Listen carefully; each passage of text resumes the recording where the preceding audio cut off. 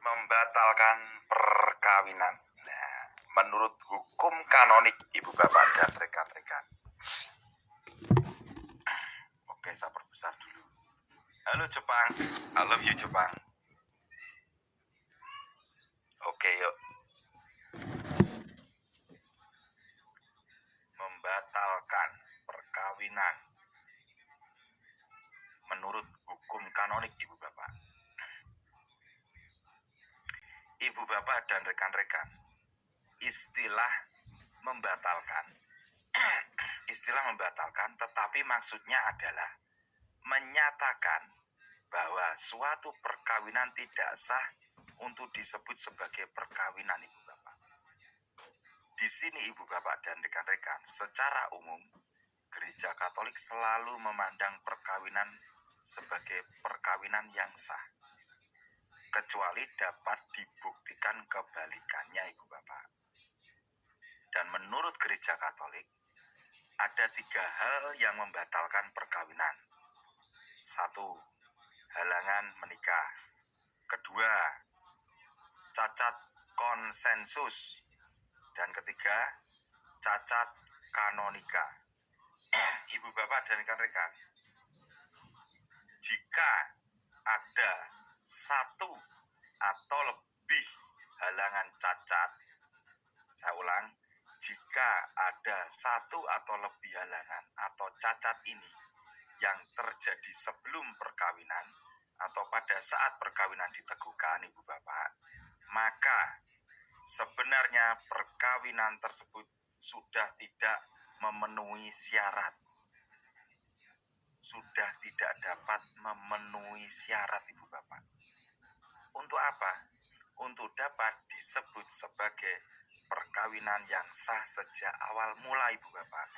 Sehingga rekan-rekan, jika yang bersangkutan memohon kepada pihak tribunal keuskupan, maka setelah melakukan penyelidikan seksama atas dasar kesaksian para saksi dan bukti-bukti yang diajukan Ibu Bapak, pihak tribunal, ya, di sini pihak tribunal dapat mengabulkan permohonan pembatalan perkawinan yang diajukan oleh pasangan tersebut Ibu Bapak.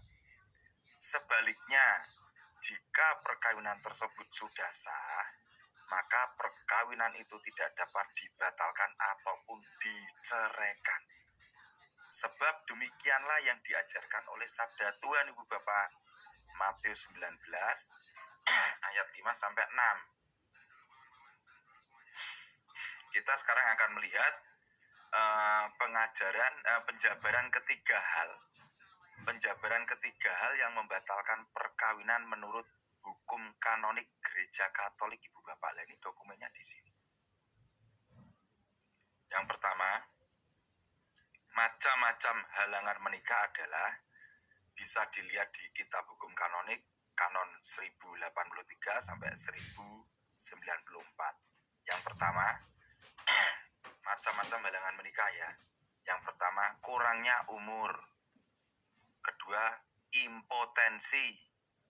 Ketiga, adanya ikatan perkawinan terdahulu. Keempat, disparitas kultus atau beda agama tanpa dispensasi. Yang keempat, disparitas kultus atau beda agama tanpa dispensasi. Yang kelima, tabisan suci. Yang keenam, kaul kemurnian dalam tarekat religius. Yang ketujuh, penculikan dan penahanan. Kedelapan, kejahatan pembunuhan. Kesembilan, hubungan persaudaraan konsanguinitas.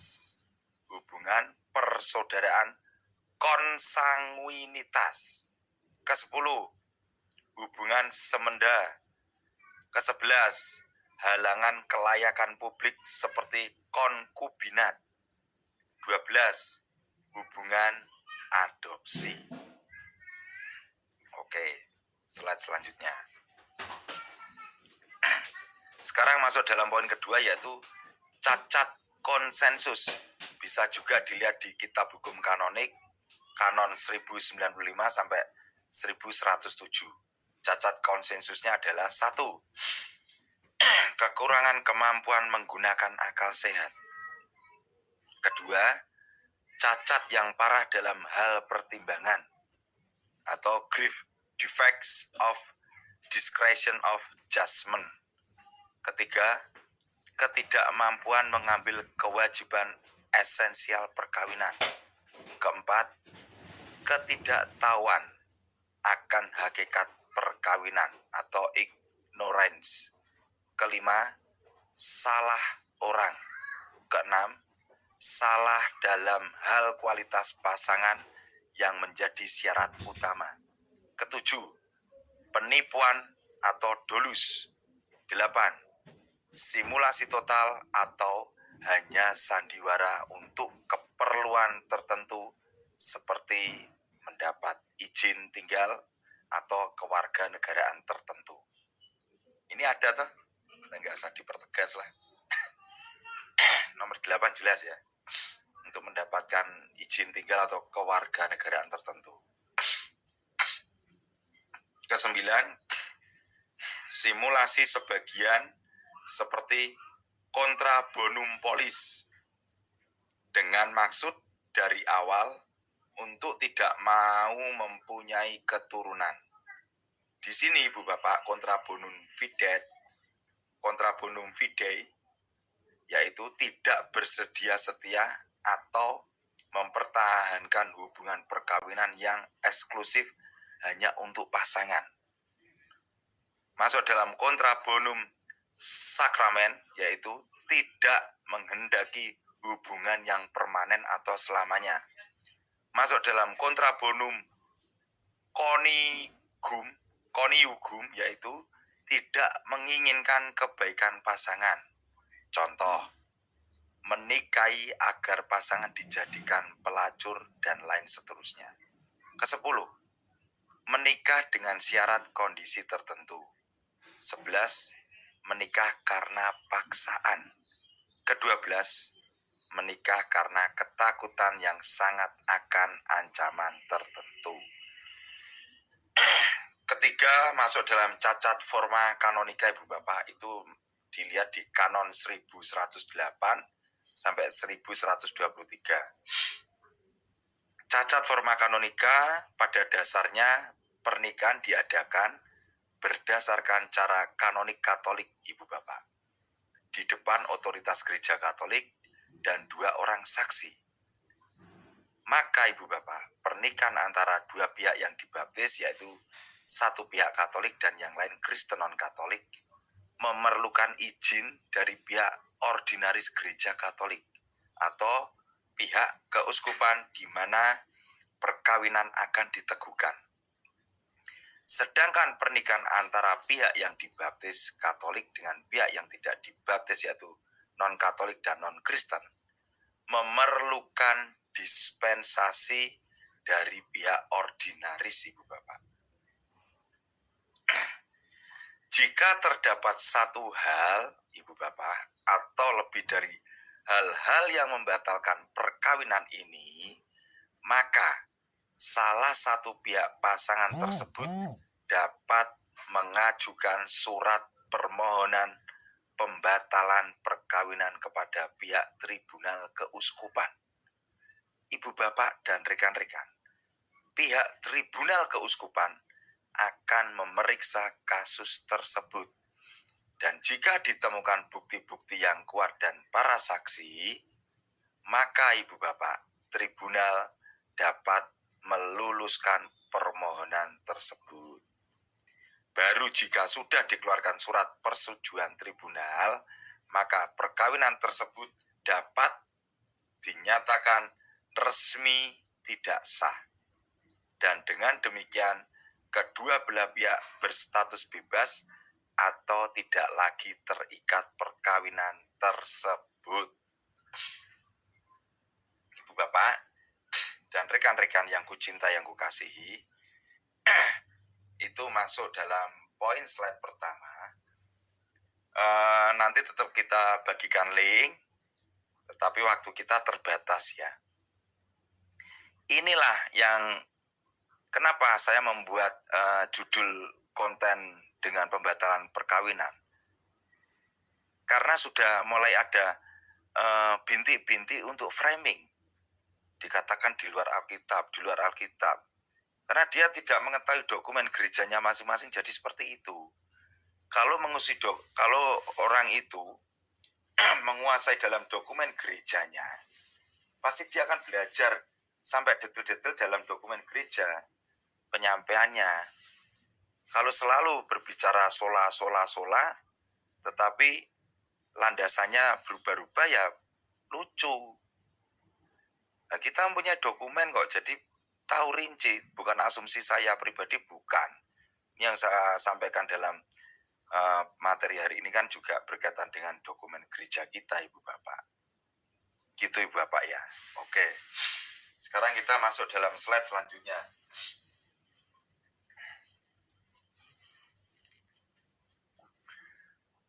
Ayo, siapa yang kamu mau kawin lagi, naik mana? Naik bis tingkat. Dek Friend ini kok semakin lama semakin genit-genit nakal ya Dek Friendly ya. Kamu nanti tak baptis ulang loh Dek Friendly. Oke.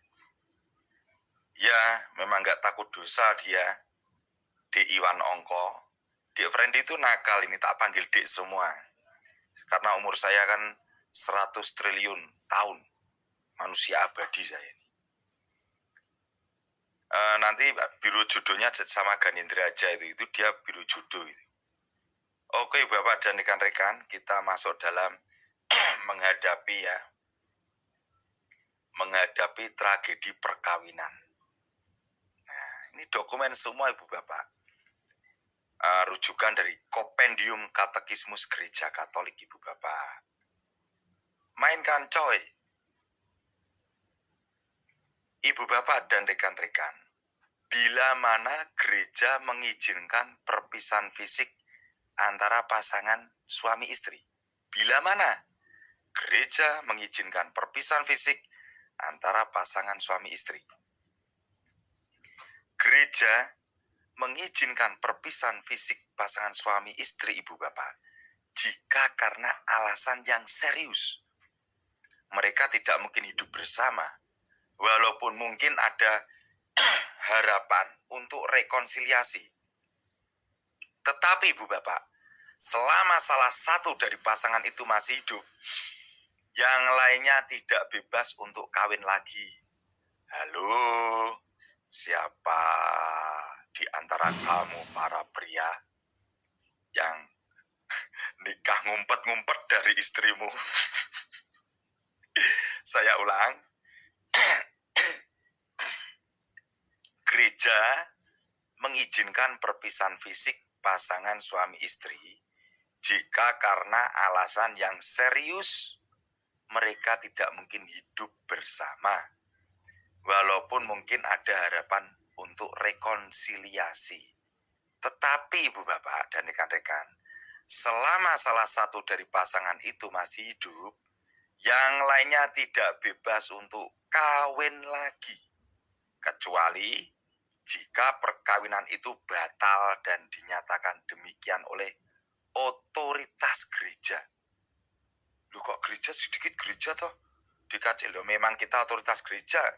Karena gereja itu mempelai dari Tuhan. Tuhan tuh mempelai pria, gereja tuh mempelai wanitanya. Ini pernikahan sakramentalnya di sini. Ya tetap gereja lah. Kalau di tempatmu gerejanya sekedar bangunan untuk ibadah. Nah, kita enggak.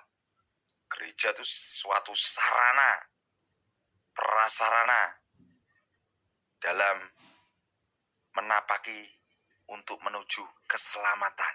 Nah, keren tuh gereja Katolik tuh. Masuk pertanyaan yang kedua.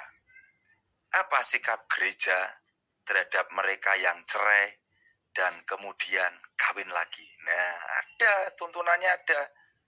Apa sikap gereja terhadap mereka yang cerai dan kemudian kawin lagi. Bukan berarti di gereja Katolik kawin cerai ya enggak. Ini kan pertanyaan ini untuk menampik itu, hal-hal itu yang sering framing-framing gereja Katolik. Apa jawabannya di KC? Sikap gereja terhadap mereka yang cerai dan kemudian kawin lagi. Oke.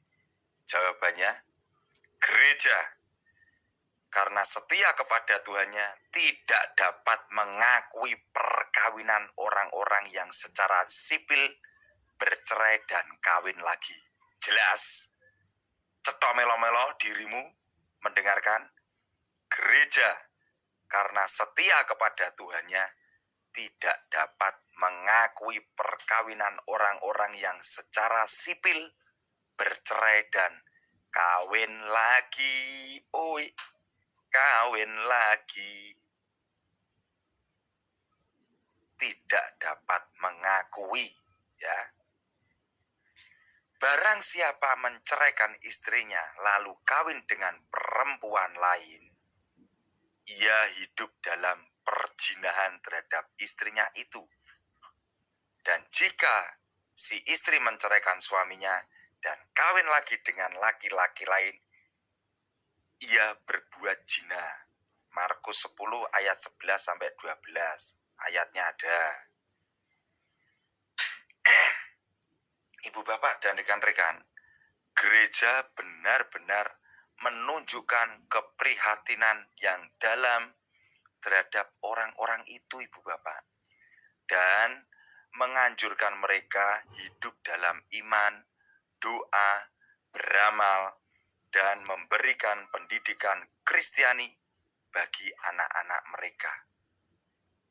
Tetapi ibu bapak dan rekan-rekan, mereka tidak dapat menerima absolusi sakramental atau sakramen tobat.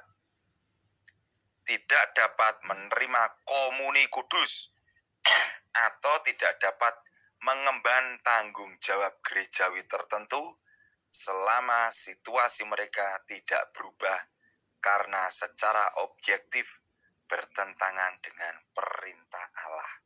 Ini itu lanjutan dari ini loh Bapak, Ibu Bapak dan rekan-rekan. Sikap gereja terhadap mereka yang cerai dan kemudian kawin lagi seperti apa sih Pak DKC? Ini jawabannya di sini. Gereja karena setia kepada Tuhannya tidak dapat mengakui perkawinan orang-orang yang secara sipil bercerai dan kawin lagi. Ayatnya di Markus bab 10 ayat 11 sampai 12. Dilanjutkan lagi sampai di sini poinnya. Ini poin penegasannya. Gereja benar-benar menunjukkan keprihatinan yang dalam terhadap orang-orang itu. Yang itu loh, kawin cerai itu loh. Itu tidak diizinkan di gereja. Gereja benar-benar menunjukkan keprihatinan yang dalam terhadap orang-orang itu. Dan menganjurkan mereka hidup dalam iman, berdoa, beramal, dan juga memberikan pendidikan Kristiani bagi anak-anak mereka. Tetapi ibu bapak, mereka tidak dapat menerima absolusi sakramental atau sakramen tobat. Dan juga tidak dapat menerima komuni kudus. Atau tidak dapat mengemban tanggung jawab gerejawi tertentu selama situasi mereka tidak berubah karena secara objektif bertentangan dengan perintah Allah. Jelas ya? Itu lanjutannya di situ. Terus pertanyaan selanjutnya. Dalam nomor 260, mengapa Allah memberikan laki-laki dan perempuan kepada satu sama lain? Jawabannya Ibu Bapak, Allah memberikan laki-laki dan perempuan kepada satu sama lain sehingga mereka menjadi bukan lagi dua, melainkan satu. Matius 19 ayat 6. Ibu bapak dan rekan-rekan, dengan cara ini mereka hidup dalam kasih, berbuah, dan dengan demikian menjadi tanda Allah sendiri yang tidak lain adalah cinta yang meluap. Nah, enak kan? Oke, saya cek dulu.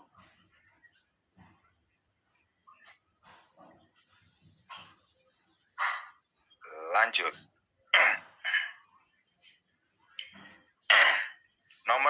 362, pertanyaannya, apa yang diperlukan untuk melakukan perkawinan sakramental Katolik? Nah, ini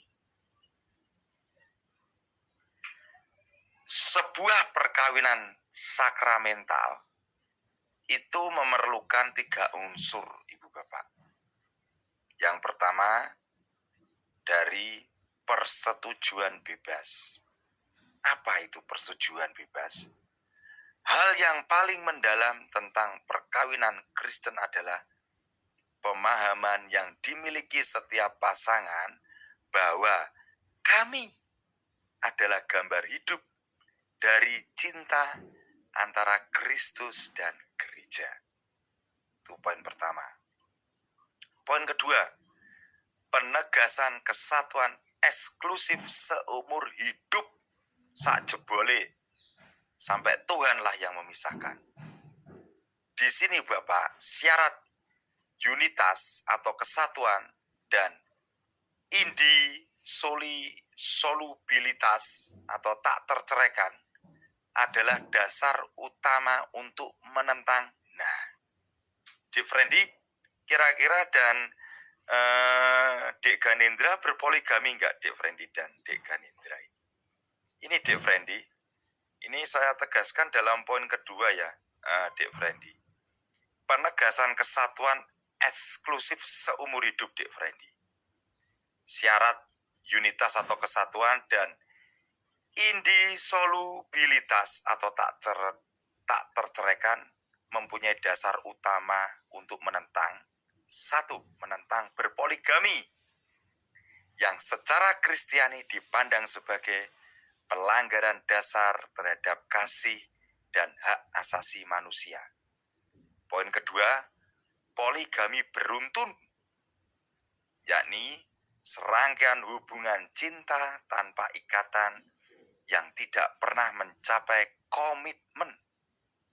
Kesetiaan perkawinan memerlukan kesediaan untuk memasuki kesatuan seumur hidup yang tidak mencakup hubungan di luar perkawinan.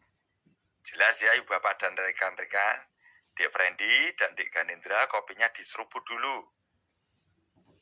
Masuk poin ketiga, keterbukaan terhadap hadirnya anak-anak. Apa sih DKJ yang dimaksud ini?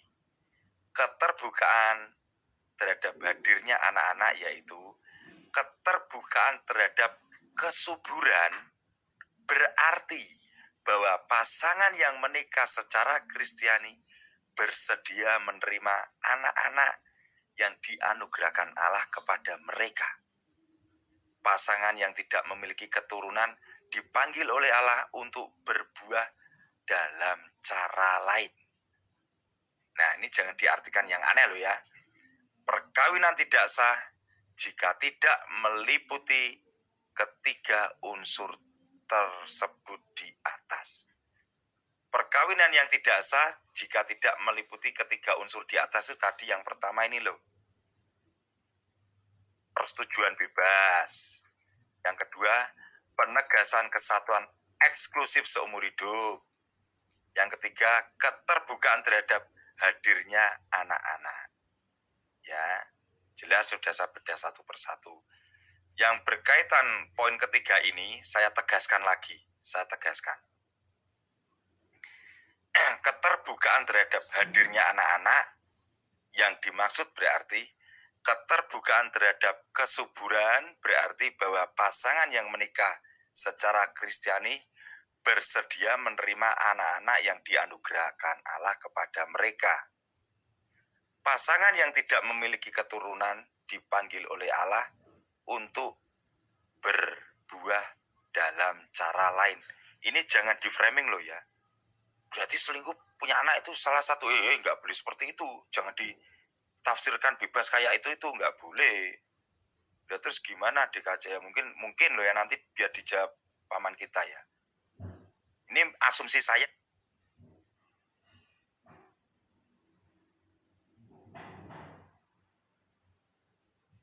Halo ya, asumsi saya hanya membacakan literasi. Untuk pembedanya nanti paman paman kita. Pasangan yang tidak memiliki keturunan dipanggil oleh Allah untuk berbuah dalam cara lain. Ini mungkin beradopsi, adopsi anak mungkin, adopsi. Saya tegaskan lagi deh poin ketiga, saya takut nanti kata-kataku di framing malah ciloko. Keterbukaan terhadap hadirnya anak-anak, yaitu keterbukaan terhadap kesuburan, berarti bahwa pasangan yang menikah secara Kristiani bersedia menerima anak-anak yang dianugerahkan Allah kepada mereka. Pasangan yang tidak memiliki keturunan dipanggil oleh Allah untuk berbuah dalam cara lain. Ya pasti beradopsi. Intinya di situ. Tidak boleh seperti itu tidak boleh loh ya. Tak jewer kamu nanti. Oke. Seruput dulu kopinya dong. Seruput. Kopinya habis.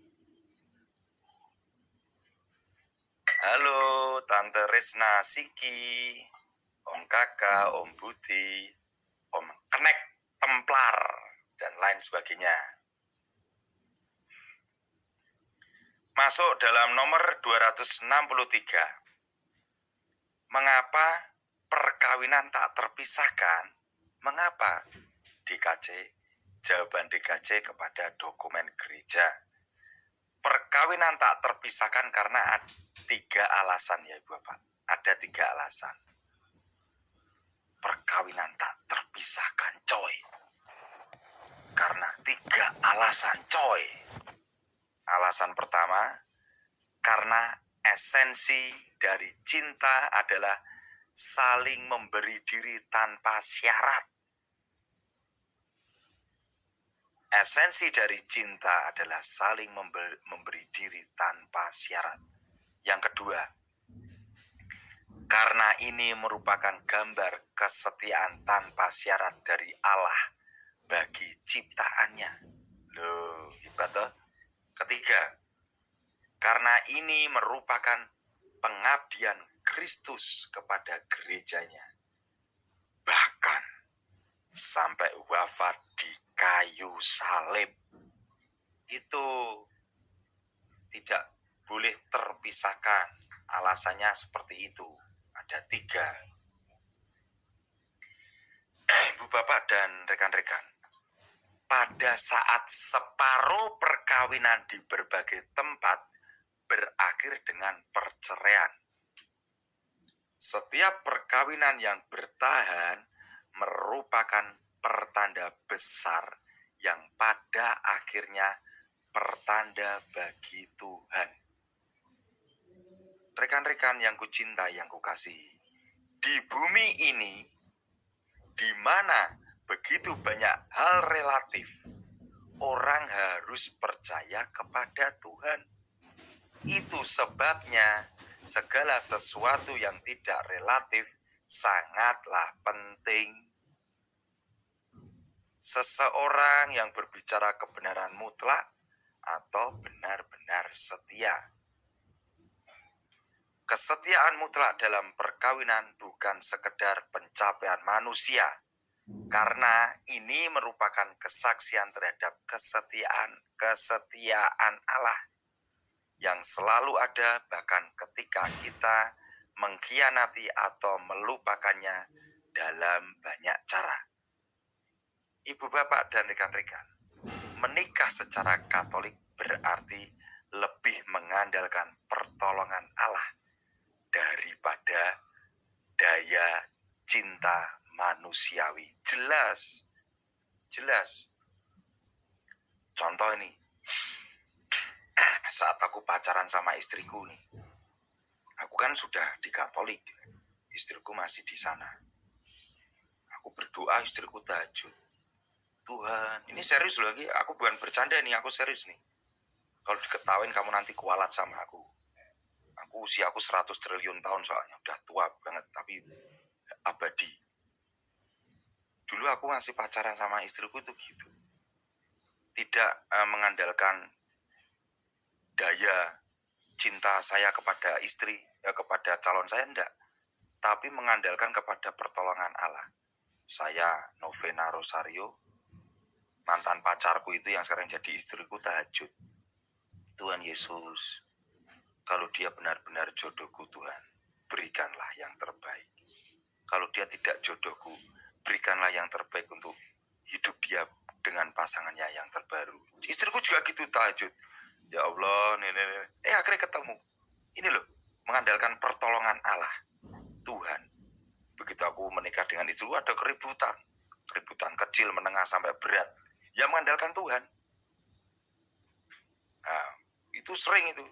Nah, enaknya di Kristen Katolik kan selalu kita dibimbing melalui siapa? Magisterium dengan dokumen-dokumennya yang sangat komplit. Oleh karena itu Ganindra tidak boleh nakal. Ganindra bekerja di luar, ingat istri dan anak-anakmu Ganindra. Ya, meskipun Anda melihat wanita cantik-cantik di jalan, istrimu yang tercantik Ganindra. Jangan lupa pulang bawakan susu, bawakan makanan untuk anak-anakmu Ganindra. Oke? Itu. Apa Ganindra mau cari istri lagi? Tidak boleh nakal. Nanti dijewer telingamu sama kakak kamu nanti. Oke, masuk selanjutnya. Nomor 264. Apa saja yang mengancam perkawinan? Loh, ada tuh DKJ? Ada. Sing ngancam perkawinan ini dhewe iki apa wae sih? Apa saja sih yang mengancam perkawinan itu? Enak ta? Enggak arang-arang, enggak asumsi-asumsi kita tuh, enggak ada asumsi. Selalu dibimbing kita. Yang benar-benar mengancam perkawinan adalah dosa. Yang dapat memperbaruinya adalah pengampunan. Loh, enak toh? Simple tapi luas jangkauannya. Yang membuat kukuh bertahan adalah doa dan juga kepercayaan kepada Allah. Enak dhewe iki. Wis enak-enake. Oh, jadi yang mengancam perkawinan itu dosa ya DKJ? Iya. Dan yang dapat memperbarui siapa DKJ? Pengampunan, bertobat. Dan yang bisa mengukuhkan dalam bertahan rumah tangga siapa DKJ? Doa. Dan selalu bersandar kepada Tuhan. Keren gak? Ibu bapak dan rekan-rekan, pertengkaran antara lelaki dan perempuan yang kadang memuncak pada perpisahan bukanlah tanda bahwa hubungan seksual tidak lagi membahagiakan. Tidak juga menjadi alasan untuk melakukan perselingkuhan atau membuktikan bahwa ada dari satu pasangan yang secara psikologis tidak mampu membangun komitmen seumur hidup. Nah, puji Tuhan. Ternyata pemikiranku selama ini dijawab oleh gereja. Saya tuh sampai membuat kajian begini, Bapak. Ternyata ada toh jawabannya di dokumen. Dalam suatu rumah tangga, hubungan rumah tangga itu dikatakan retak, broken home, bahkan pecah, pisah, dan bertahan. Itu menurut pikiranku pribadi loh, bukan siapa-siapa loh, yang tidak ada saya. Kebetulan kok sama dengan dokumen kita. Rumah tangga itu bisa awet, langgeng, dan pecah disebabkan 3 faktor. Yang pertama, yaitu komitmen. Nah, sudah terjawab. Yang kedua, komunikasi. Yang ketiga, ekonomi. Komitmen itu harus ada komitmen. Contoh saya dengan istri saya. Waktu pacaran, ingin merajut dalam hal dologing-dologong atau di perkawinan lebih jelas, harus ada komitmen. Mah, besok kalau kita menikah, kita hidup dengan orang tua kita, atau kita ngekos, atau kontrak dulu, atau beli rumah. Itu salah satu komitmen. Kamu kerja, aku kerja. Nanti untuk gajimu diperuntukkan untuk apa, gajiku untuk apa. Itu komitmen. Banyak cara bentuk-bentuk komitmen. Terus harus selalu dikomunikasikan. Komunikasi setiap hari. Entah itu dikatakan lebih pret, tidak urusan. Komunikasi yang sederhana tapi merajut untuk kekuatan, meskipun lebay melihatnya, tapi kuat loh itu. Apa sih? Contoh istri saya, "Pak, aku di kantor ya, Pak, sudah makan siang?" "Belum." "Oh ya, nanti aku tak makan di rumah we." "Aku belum masak loh, Pak. Kalau bisa Papa makan di luar, terus jangan lupa nanti bungkusin sekalian." Itu salah satu kelebihanku dengan istriku. "Papa nanti pulang jam berapa?" Terus kadang manja-manja, "Kamu di mana toh, Pak? Tak telepon-telepon nggak diangkat." Lah itu komunikasi. Setiap hari harus komunikasi. Komitmen kuat, komunikasi kuat. Untuk apa sih ini? Menangkis adanya tahap ekonomi. Efek paling besar itu ekonomi, Bu Bapak. Dari ekonomi itu bisa timbul pihak-pihak ketiga. Pihak ketiga itu apa sih? Pihak orang tua kita, baik itu orang tua kita maupun mertua. Itu pihak ketiga. Saudara kandung, saudara ipar. Kalau ekonomi kita labil bakalan drop kan, pasti entah kita, entah pasangan kita lapor ke orang tua kita atau ke saudara kandung kita, ipar kita, pasti. Kalau beliau-beliau itu bisa menerima, nggak apa-apa. Kalau nggak bisa menerima, nanti efeknya akan menjadi cibiran dan akan mengerecoki rumah tangga kita. Pihak ketiga yang paling dihasat siapa sih gara-gara ekonomi itu? Selingkuhan, coy. Selingkuh itu. Pil-pil itu. Ini saya loh ya. Bukan gereja loh ya. Tapi puji Tuhan kok sama. Di sini gereja menyampaikan pertengkaran antara laki-laki dan perempuan yang kadang memuncak pada perpisahan bukanlah tanda bahwa hubungan seksual tidak lagi membahagiakan.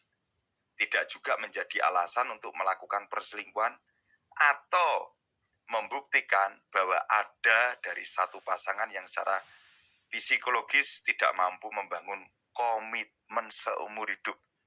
Karena ada dasar komitmen, harus didasari komitmen dulu, coy. Itu loh, coy. Ibu bapak dan rekan-rekan, banyak perkawinan terancam karena kurangnya komunikasi. Nah iya, kowe podo nggak karo aku iki mau. Komunikasi loh, coy. Meskipun tadi saya sudah menyadur artikel ini, tapi tidak saya baca semuanya. Puji Tuhan terjawab. Pemikiranku yang puluhan tahun kemarin terjawab dengan jawaban yang ada di dokumen gereja kita. Banyak perkawinan terancam karena kurangnya komunikasi dan perhatian satu sama lain. Clear ya? Dengan asumsi pribadiku clear ya di sini ya. Mungkin juga karena permasalahan ekonomi atau lingkungan sekitarnya. Clear. Clear. Terima kasih Tuhan Yesus. Mah sama kok mah. Ternyata mah. Ini aku ngobrol sama istriku. Ini istriku tak panggil ini. Sama apa yang saya jelaskan ibu bapak. Perkawinan terancam karena kurangnya komunikasi dan perhatian satu sama lain. Mungkin juga karena permasalahan ekonomi atau lingkungan sekitarnya. Ini loh, pihak ketiga lingkungan sekitarnya ini loh. Wih, hebat tenan. Gereja kita mantap, coy. Nah, untuk merusak pasangan lain. Itulah sebabnya, ibu bapak dan rekan-rekan, pengampunan dan rekonsiliasi seperti dalam sakramen pengampunan dosa merupakan bagian penting dari setiap perkawinan, coy. Clear?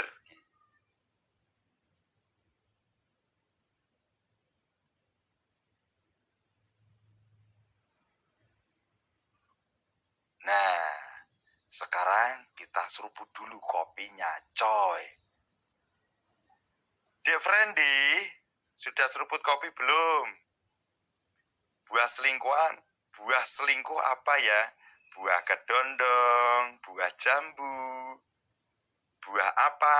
Nah itu, Dek Lucia Muriani itu bisa aja toh, Dek. Dek Friendly, nggak usah mancing-mancing, Dek Friendly. Oke, kita lanjut. Masuk slide selanjutnya. Nomor 271. Apa artinya mengatakan bahwa keluarga adalah miniatur gereja? Loh, gitu ya DKC? Oh, keluarga itu miniatur gereja ya DKC? Lah kok bisa? Oke, kita bedah. Gereja adalah skala besar Ibu Bapak. Dan keluarga adalah skala kecil. Gambar kasih Allah dalam persekutuan manusia itu. Gereja itu skala besar. Keluarga adalah skala kecil. Itu adalah gambar kasih Allah dalam persekutuan manusia. Memang setiap perkawinan disempurnakan dalam keterbukaan kepada orang lain, kepada anak-anak yang dikirimkan Allah, dalam saling menerima, dalam keramahan dan keberadaan bagi orang lain. Itu miniatur gereja. Lanjut. Ibu bapak dan rekan-rekan, cara hidup jemaat perdana menarik banyak pihak sehingga orang-orang ibu bapak percaya kepada Tuhan bersama-sama dengan seisi rumahnya dan banyak yang percaya dan dibaptis. Kis 18 ayat 8. Di tengah dunia yang tidak beriman terbentuklah komunitas-komunitas iman yang hidup ibu bapak, membangun tempat-tempat doa, mengembangkan semangat berbagi dan keramah tamahan. Di Roma ibu bapak, di Roma, Korintus dan Antioquia, kota-kota besar kuno, tumbuh dan berkembang komunitas-komunitas Kristen seperti cahaya dalam kegelapan. Keluarga-keluarga saat ini, tempat Kristus bersemayam adalah ragi yang memperbarui umat kita, Ibu Bapak. Sekarang masuk dalam judul sikap gereja tentang perkawinan dengan dua upacara agama. Wah, judulnya ngeri DKC. Nah, memang dokumennya seperti ini. Sikap gereja tentang perkawinan dengan dua upacara gereja. Dilarang bahwasannya sebelum atau sesudah peneguhan kanonik atau upacara perkawinan Katolik diadakan upacara keagamaan lain bagi perkawinan itu dengan maksud untuk menyatakan atau memperbarui kesepakatan nikah. Pun pula jangan diadakan upacara keagamaan di mana peneguh Katolik dan petugas tidak Katolik secara bersama-sama menanyakan kesepakatan mempelai dengan masing-masing melakukan upacaranya sendiri. KHK Kanon 1127. Poin ketiga. Lanjut. Hukum gereja tidak membenarkan peneguhan ganda, yaitu sebelum atau sesudah peneguhan kanonik atau upacara perkawinan Katolik diadakan upacara keagamaan lain dengan maksud menyatakan atau memperbarui kesepakatan nikah. Dari Statuta Keuskupan Regio Jawa, pasal 121 ayat 4. Ibu, bapak, dan rekan-rekan yang kucintai, yang kukasihi, slide kedua telah clean. Nanti kita habis ini membedah berkaitan dengan Konsili Vatikan kedua tentang membatalkan, berjudul berkaitan dengan pembatalan pernikahan. Vatikan II mendukung secara de facto perceraian dan pernikahan kembali. Nah, nanti kita bedah di situ. Akan tetapi kita iklan terlebih dahulu. Oke. Siapkan kopi, teh, air putih. Kopi, teh, air putih siapkan. Oke. iklan mainkan coy. Oke. Asik ya. Lama kita nggak spesifik dalam pengajaran iman kita, Kristiani, Kristen Katolik. Betul-betul keren. Segala sesuatu sudah disediakan. Saya tuh heran loh Bapak. Saya mempunyai suatu rumusan itu sudah lama. Dan saya terjawab dengan dokumen gereja ini tadi. Oh, kok ada ya? Komitmen, komunikasi, ekonomi. Dan sampai teman-teman kuli bangunan saya tuh tanya, rumusanmu dari mana DKC? Kamu ngambil dari mana? Enggak, ini rumusanku sendiri kok ini ya. Masa ya cari aja di Google. Ada enggak? Ternyata dijawab di gereja sendiri. Kaget saya itu sampean. Hebat tenan gereja kita itu luar biasa. Ya. Hebat. Oke, saya akan bagikan link stream ya dulu. Sebentar ya. Ya, saya mohon maaf ya, bukannya mengganggu dalam ibadah jalan salib Ibu Bapak, tidak mengganggu. Saya jadi nggak enak. Wah, DKC ini soalnya ibadah jalan salib malah streaming. Enggak. Mohon maaf loh ya, bukan seperti itu. Romo, ampuni saya Romo ndak ada maksud seperti itu Romo, jangan Romo. Oke, saya akan bagikan link dulu. Biar sama-sama enak semuanya.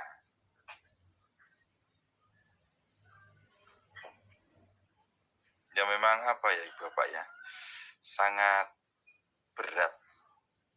Tapi jangan selalu dikatakan berat dalam perkawinan gereja kita. Disyukuri aja enak.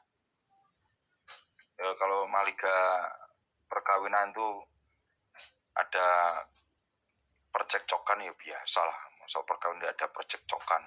Memangnya hidup sendiri di tengah hutan. Ya tergantung kita ngantisipasinya seperti apa gitu. Bentar ya. Saya bagikan dulu. Duh. Link buat masuk.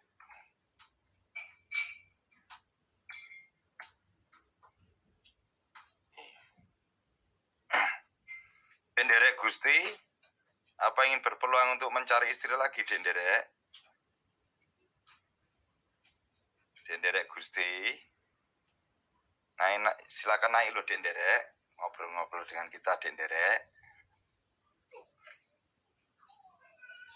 Sepertinya keliru menerjemahkannya. Denderek. Oke, Bapak itu udah saya kasih linknya, silakan. Sambil nanti menunggu mudah-mudahan paman kita bisa masuk karena paman kita juga masih memimpin misa ya.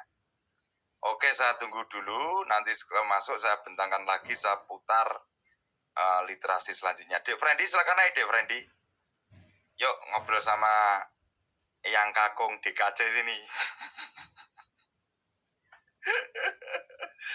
ayo silakan naik yuk. Mumpung sepi, jangan nanti nek rame royoan. Ayo kita ngobrol sambil menguatkan. Sebelum saya bentangkan ini, pemburu centang hijau, Iwan Ongko, Kenek Templar, Dek Resna Siki, Dek Lucia Muryani, Dek Budi Saputra, Dek Kakak, Dek Lovely, tak panggil Dek semua kok man. Panggil Dek itu paling enak. Ayo silakan naik, silakan naik ke puncak gunung. Siapa lagi nih? Oh hanya itu dulu ya, banyak yang ya, yang nyimak tapi nggak ngetik ya. Oh ya tidak apa-apa.